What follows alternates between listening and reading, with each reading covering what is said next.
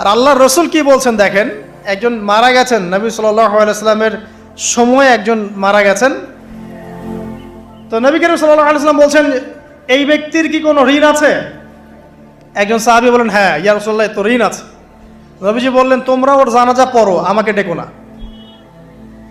তোমরা ওর জানাজা পড়ে নাও, আমি জানাজা পড়তে চাচ্ছি না। আমি এখন কেমন করে আপনাকে বুঝাবো ঋণ কত ভয়ঙ্কর জিনিস।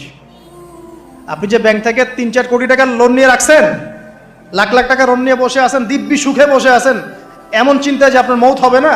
আর নবী সাল্লাল্লাহু আলাইহি ওয়াসাল্লাম সময়ে একজন মারা যাচ্ছেন, তিনি বলছেন তোমরা জানাজা পড়ে নাও, আমি জানাজা পড়তে চাচ্ছি না। মানে ঋণগ্রস্ত ব্যক্তির জানাজাও তিনি পড়তেন না। তারপরে একজন এসে বললেন, ইয়া রাসূলুল্লাহ, আমি তার ঋণ শোধ করে দিব, তার যা ঋণ আছে আমি শোধ করে দিব। তখন নবী এসে জানাজা পড়লেন সাল্লাল্লাহু আলাইহি ওয়াসাল্লাম। তো আপনার এই কোটি কোটি টাকা